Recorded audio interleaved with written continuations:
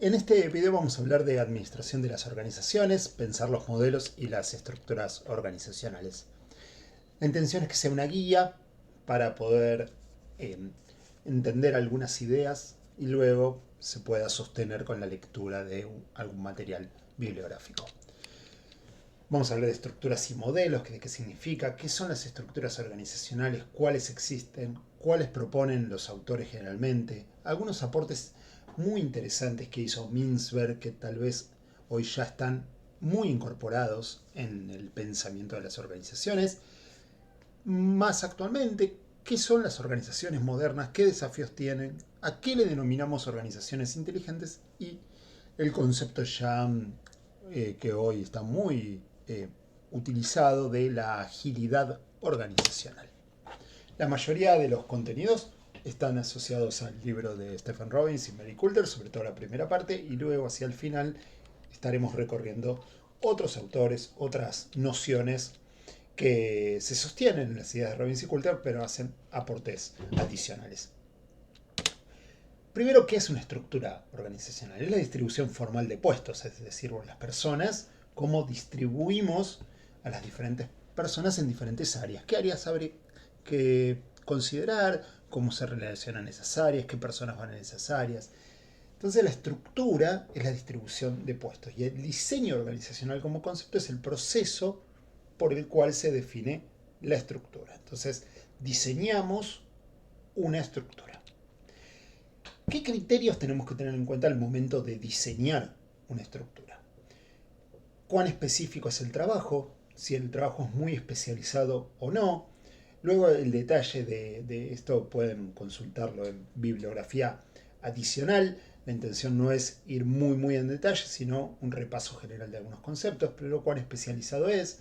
Segundo, el criterio de departamentalización, cómo departamentalizamos, si por funciones, por área geográfica, por productos, por procesos, por clientes, o sea, cómo divido la empresa, la divido por área geográfica, Buenos Aires, Rosario, la divido por área geográfica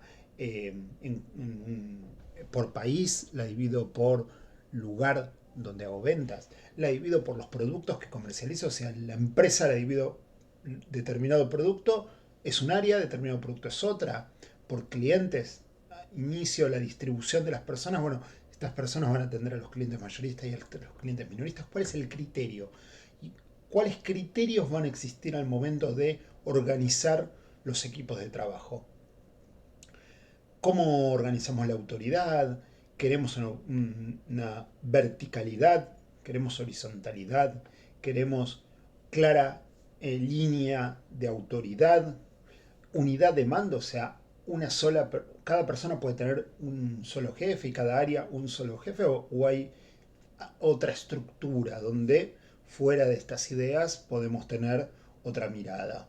Estas ideas originalmente, las ideas más verticalistas, más de especialización, más de una departamentalización clara, centralización, etc., nacen en los estudios de Taylor, en los estudios de Fayol, principalmente Taylor cuando analiza qué es lo que pasa en las fábricas, y Fayol cuando analiza cómo desde la alta dirección se puede mejorar justamente el trabajo de las fábricas, complementando las ideas de Taylor. Entonces, en esa mirada sostenida en la industria tradicional, en la búsqueda de hacer más eficiente el trabajo, de reducir los tiempos de producción, que hay que tener en cuenta que tal vez no son los mismos criterios de todas las industrias ni los criterios actuales, porque hoy existen otro tipo de industrias donde la eficiencia en tiempos de la producción no sea quizás el eje fundamental, sino que entran en juego otros aspectos, la calidad del producto, una mirada más a largo plazo,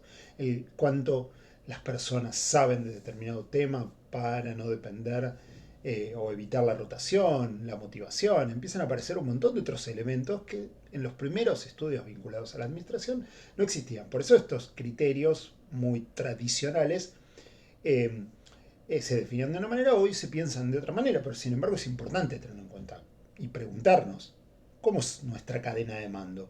¿Cuál es el tramo de control? ¿Cuántos empleados puede dirigir una persona en nuestra organización? ¿Tenemos una actividad centralizada o descentralizada? ¿La organización está muy formalizada o no? Bueno, a partir de preguntarnos todo esto, va a dar lugar a diferentes modelos. En principio, la idea de modelo son las ideas generales que van a permitir después definir estructuras dentro de ese marco de ese modelo. Son ideas mecanicistas e ideas organicistas, modelos, formas de mirar a las organizaciones.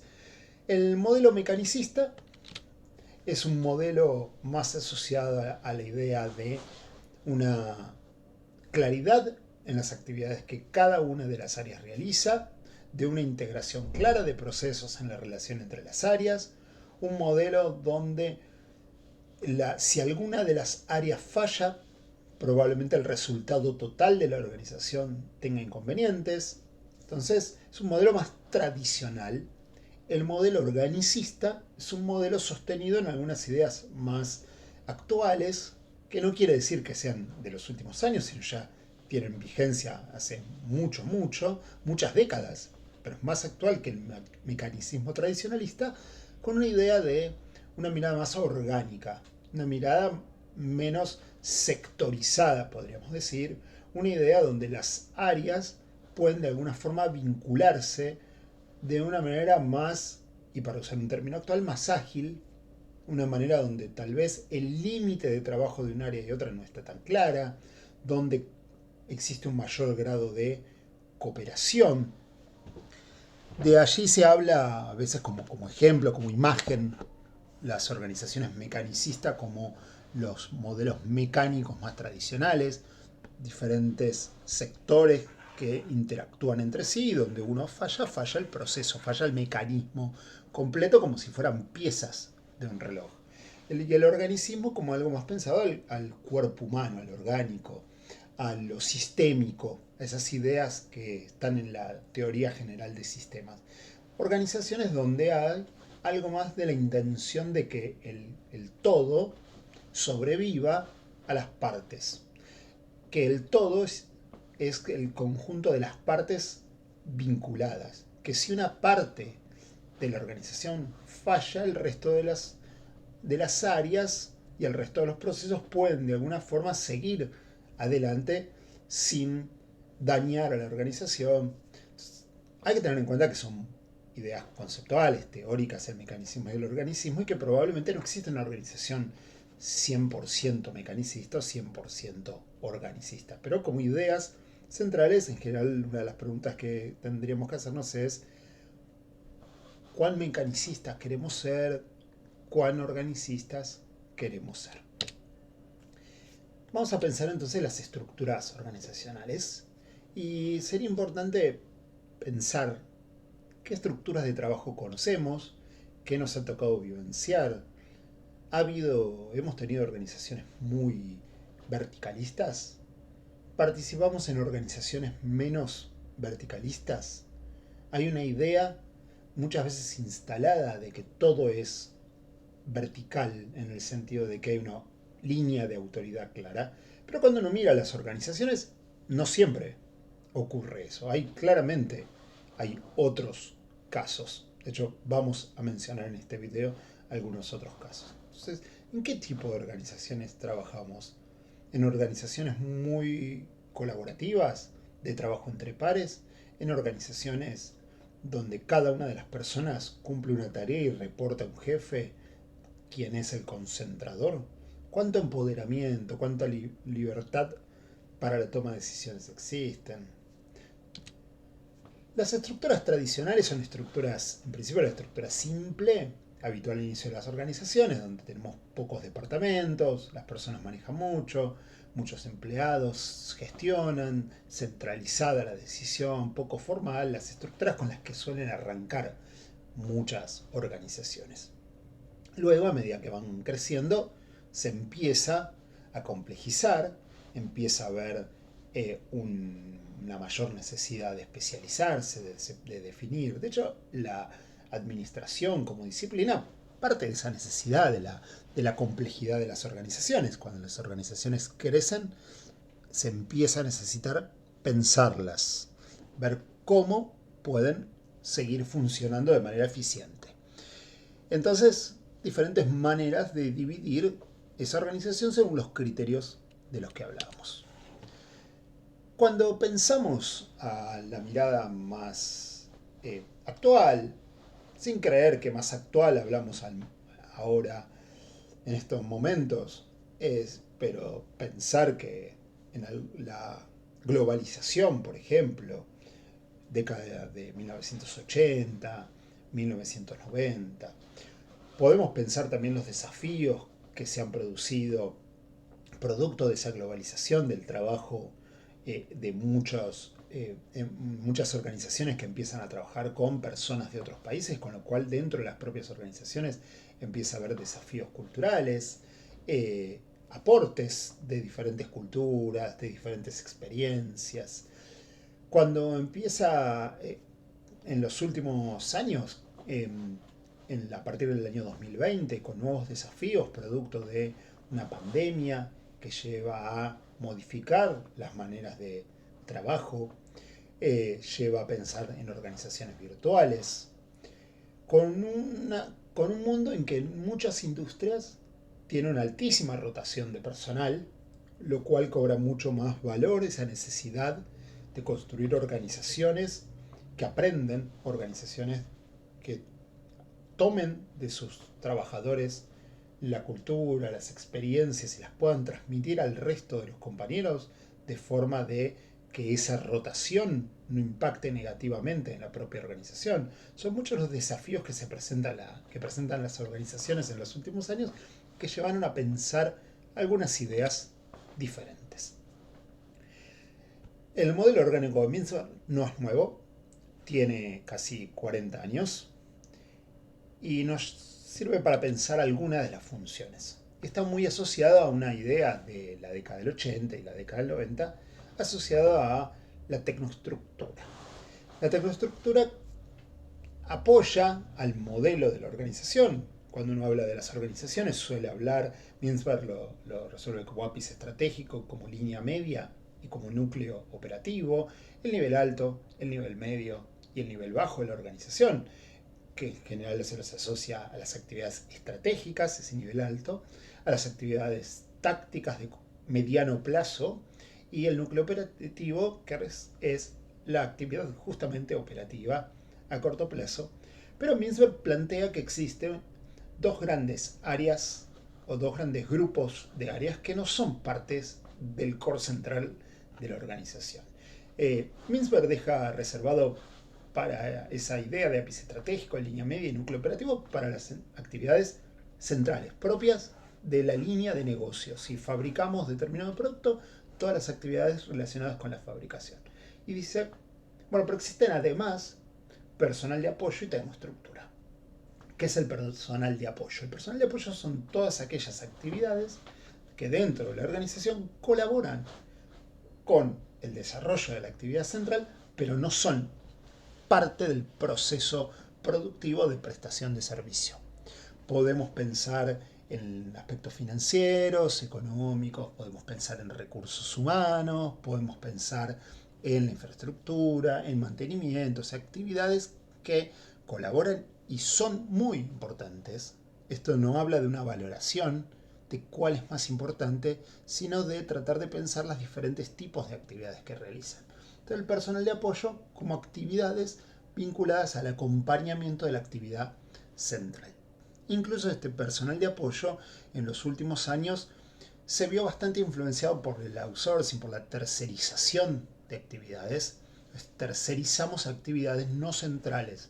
Tercerizamos los aspectos contables, tercerizamos la gestión de los recursos humanos o la búsqueda de recursos humanos.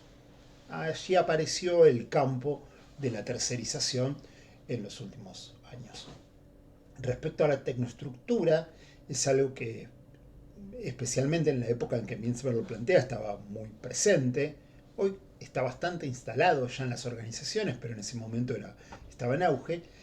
Le da la tecnoestructura como aquellos que hacen un acompañamiento pensando más en una mejora continua, un proceso de mejora, de identificación de las problemáticas de la propia organización y haciendo aportes a los procesos, haciendo aporte a la organización desde lo que podría mejorarse en un mediano plazo. En general, esa tecnoestructura estuvo muy asociada a las áreas de calidad que identificaban posibilidades de mejora y desarrollaban planes de mejora para la organización.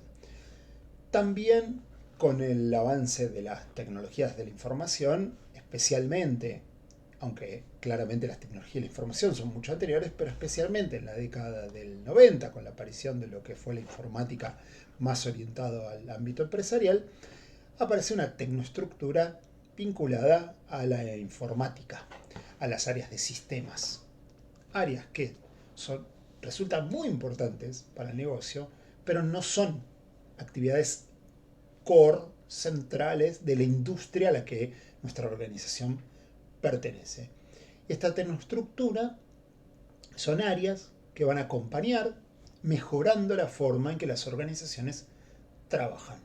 De hecho, hay algunas industrias donde aún se conservan grandes problemas en la noción de tecnoestructura, donde la necesidad de supervivencia de las organizaciones, la dificultad de hallar personal idóneo o de tener el dinero para contratar personal, provoca que la tecnoestructura sea algo prácticamente inexistente.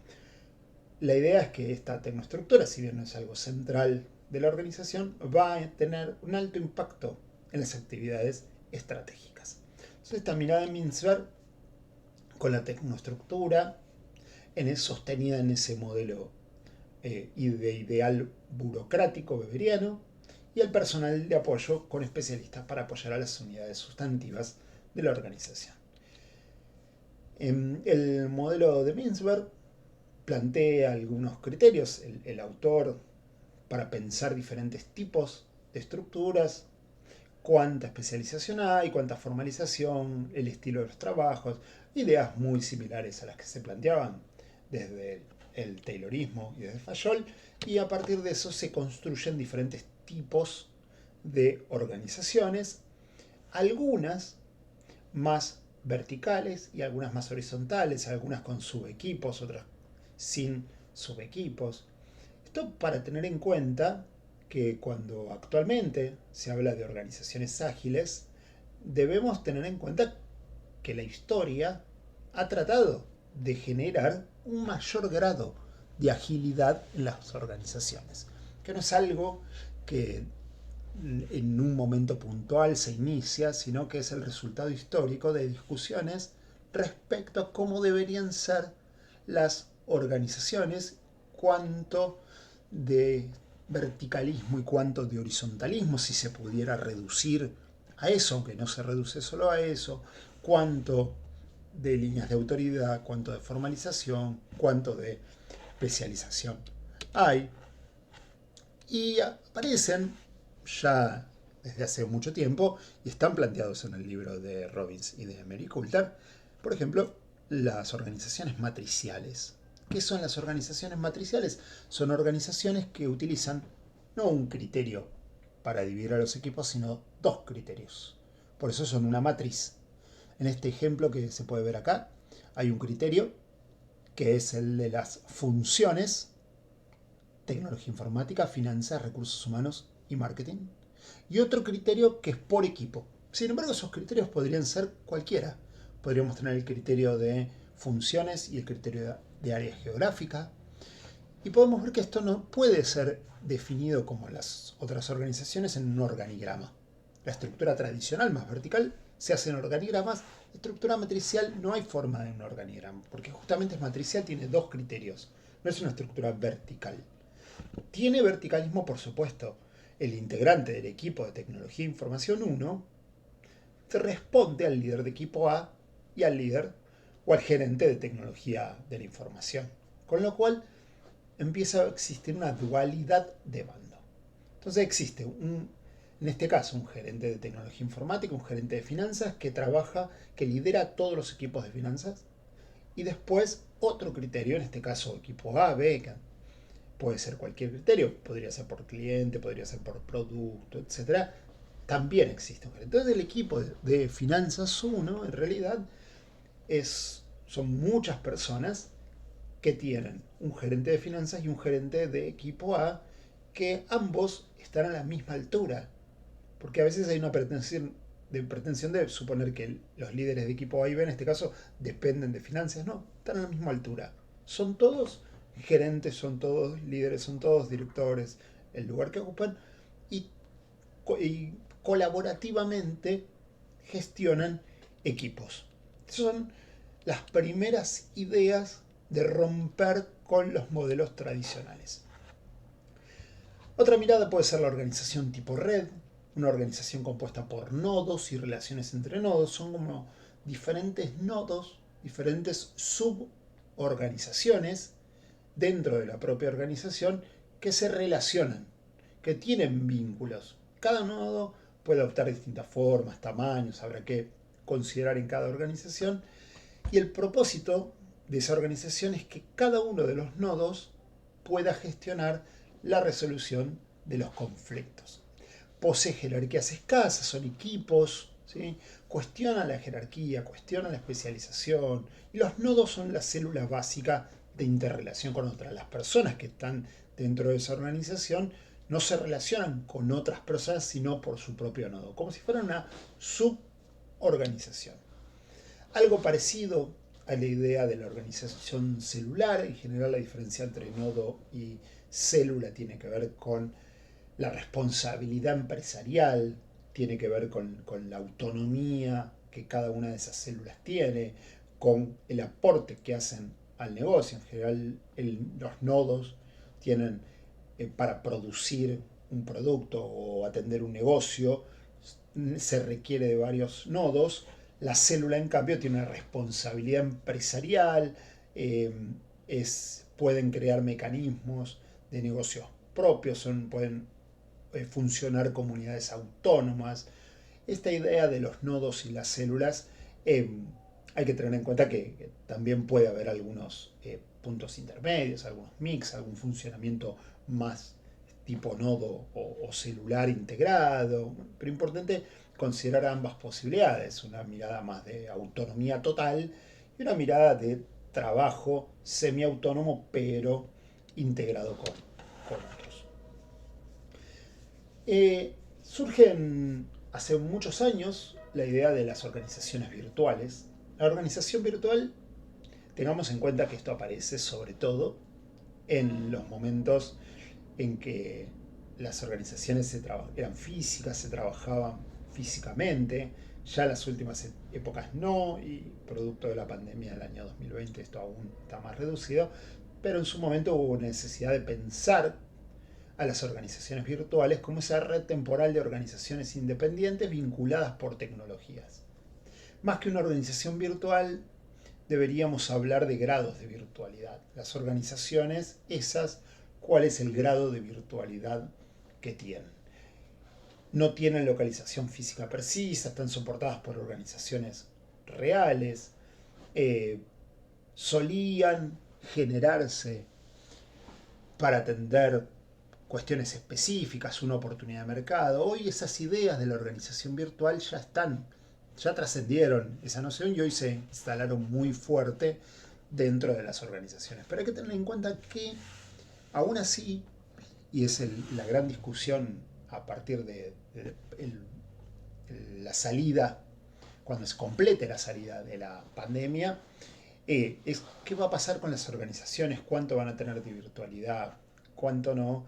Y claramente esta idea de organización virtual o no, habrá que pensar en las organizaciones con diferentes formas de trabajo, con trabajos físicos o virtuales, pero me parecía importante marcar que en la década del 90, ahí hay una definición de Bain de 1997, esto estaba presente y se entendía que muchas organizaciones soportadas en tecnologías de la información podían atender de manera un poco más rápida determinadas problemáticas de mercado. Hoy eso ya no queda reservado para algunas organizaciones, sino que ya forma parte del propio trabajo de las organizaciones de manera habitual, aunque hay que tener en cuenta que es verdad que algunas industrias, algunas áreas de mercado aún tienen mucho trabajo por realizar. Pero nuevamente, esta idea de las organizaciones virtuales como algo que se viene discutiendo hace muchos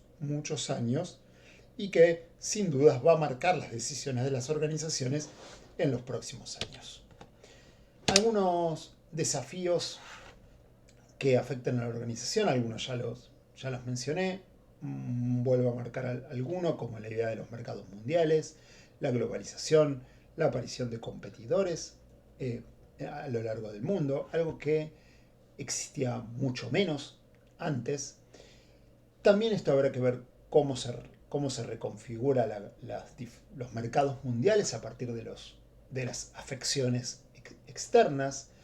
Sabemos que esos mercados mundiales son afectados por diferentes hechos en diferentes lugares que nosotros no manejamos, con lo cual los ambientes son cambiantes, los contextos son cambiantes, y hay un proceso de sobrecarga de información que afecta a las organizaciones, donde además no manejamos toda la información que circula, donde el grado de informalidad en las comunicaciones está muy presente, donde el vínculo entre las diferentes personas es independiente de lo que la propia organización decida.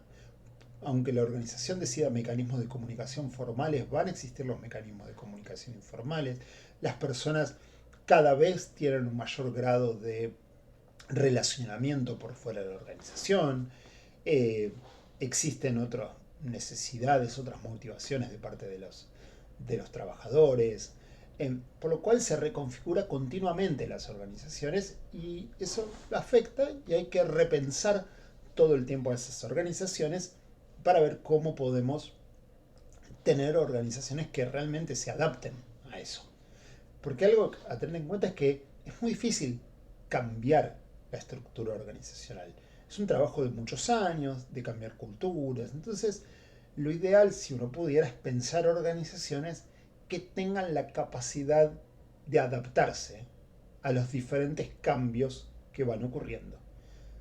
Si cambian los ambientes, si cambian los mercados, si cambian las relaciones de los trabajadores, entonces, ¿cómo podemos hacer que la organización atienda a ese proceso de cambio? Algunos retos a tener en cuenta, hay muchos, pero algunos para pensar, que hace falta detectar la información y conocimiento útil para la toma de decisiones. Cada vez hay más información, hay más datos, hay más procesos. Determinar las herramientas y procesos necesarios para distribuir la información, potenciar habilidades en la gestión de información desde y hacia clientes y proveedores, cómo podemos identificar clientes, proveedores, cómo podemos mejorar la forma que trabajamos con ellos a partir de la información con la que contamos, cómo podemos optimizar nuestra producción, cómo podemos optimizar la manera en que compramos materia prima o prestación de servicios.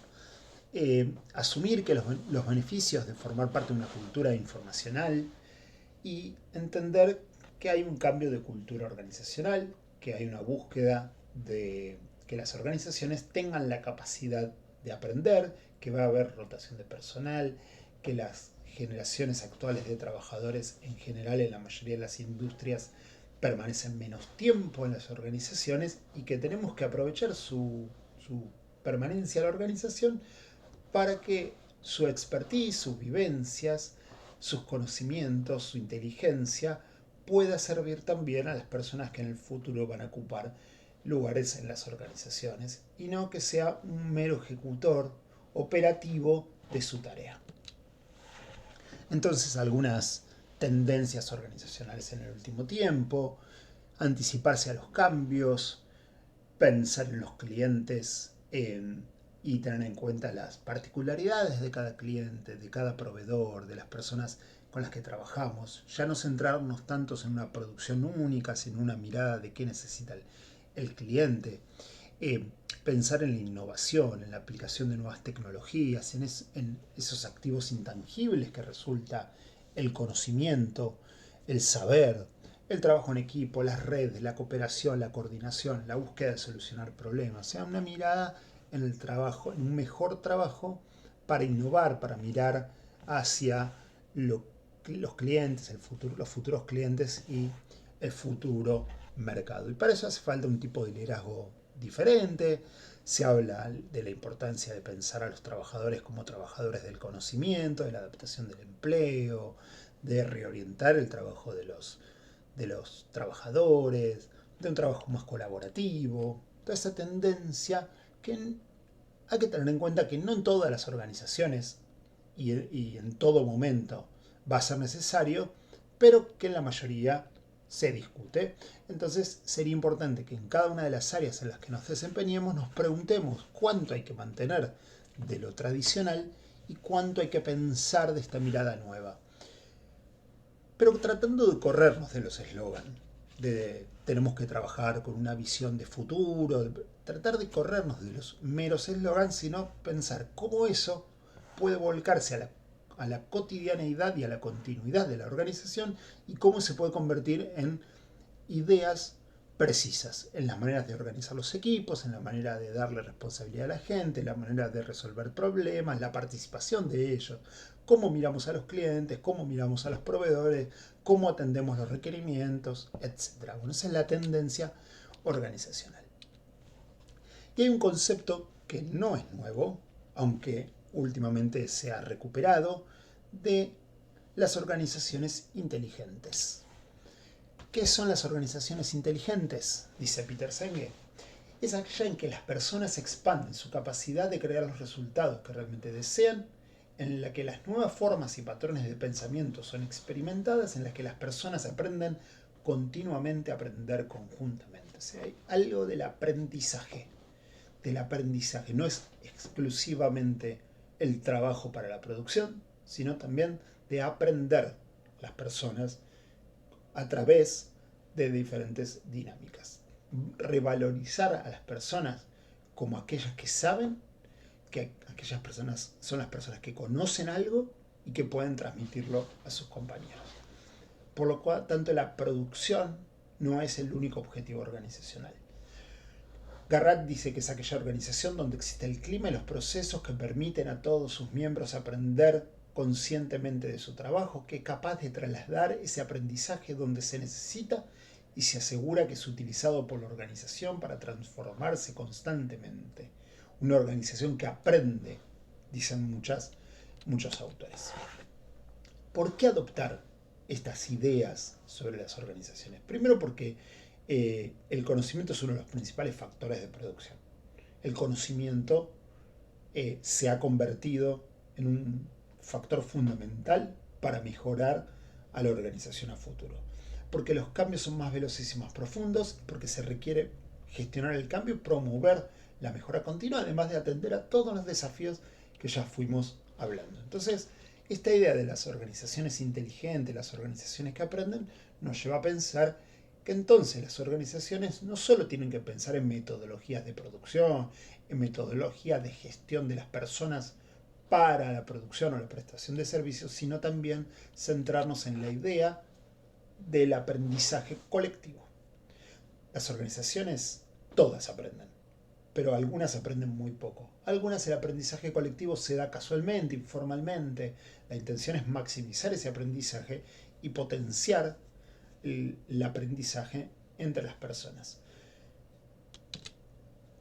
La organización que aprende, la organización inteligente, no es una estructura, es una idea que es independiente del modelo organizacional y que nosotros deberíamos tener en cuenta que independientemente del diseño de la estructura formal que hagamos, los conceptos de buscar una organización donde haya aprendizaje colectivo es algo muy, muy importante.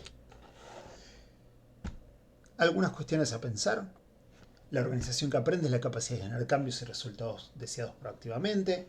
Aprender no significa únicamente adquirir y acumular nuevo conocimiento, sino ser capaz de transformarse en base a lo aprendido. Esta definición que se da en algunos libros puede ser cuestionable desde la idea de la educación, porque al fin y al cabo aprender es justamente ser capaz de transformarse. O sea, ya cuando lo que veo, me enseñaron, logra ser instalado en mi modelo mental, lo logre aprender. Eso es lo que se busca. Desarrollar nuevas habilidades, nuevas actitudes. Para eso hay que generar climas de aprendizaje, hay que potenciar la integración de las personas, hay que potenciar las vivencias, hay que compartir vivencias, hay que compartir buenas prácticas y hay que compartir también los problemas que hubo. De la reflexión a periodos, dirían las metodologías ágiles. Reflexionemos a periodos determinados acerca de lo que hicimos bien y de lo que hicimos mal para poder repensar cómo trabajamos. Eso también es ser una organización que aprende, una organización inteligente, y para eso es importante que las organizaciones habiliten la presencia de aquello que no funcionó. Porque si nosotros negamos, si nosotros vamos a controlar lo que no funcionó para sancionar a las personas, lo que vamos a lograr es un silencio total de aquello que fueron malas prácticas, malas experiencias. Y el resto de las personas no va a aprender de eso. Entonces hay que poner en el centro de la escena el aprendizaje colectivo. Y eso implica un clima determinado favorecedor del aprendizaje. A partir de eso, podemos pensar la agilidad organizacional, que es el concepto que empieza a aparecer en los últimos años y que queda para que en otro video lo podamos ver.